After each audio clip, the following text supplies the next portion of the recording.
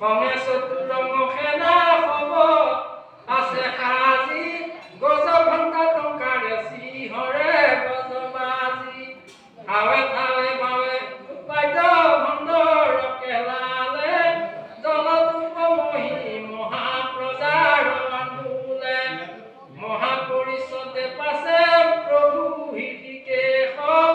সেই সময়ত আহি ভৈজন্ত প্ৰৱেশ মাথে আনি দিলা পিতৃ সুবৰ্ণ আসন আদি পখালিয়া আছিলা চৰণ নচলে নিপতি সম কৃষ্ণৰ প্ৰকাশে চন্দ্ৰৰ উদয় যেন নক্ষত্ৰ আকাশে উজ্জ্বল আগত যেন বাতি ৰজপতি ভৈলনি সবদ দেখি সমস্ত নিপ্ৰতি মই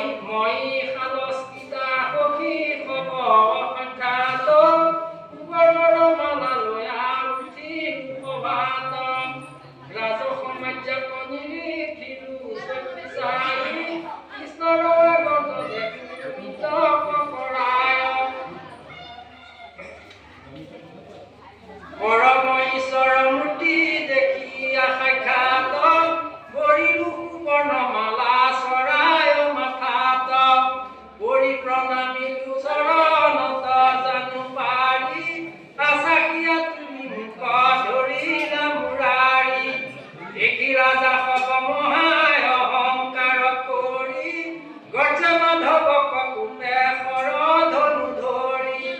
কৰে ধৰ্মৰ ৰোল প্ৰচণ্ড প্ৰতাপে আমাৰ কন্যা গৱাকি নিবে কাৰ বাপে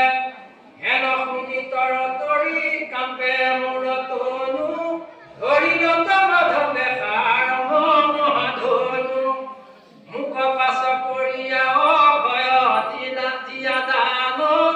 পৰিশীল অসংখ্য সহস্ৰ দিব্ৰবাণ স্বামীৰ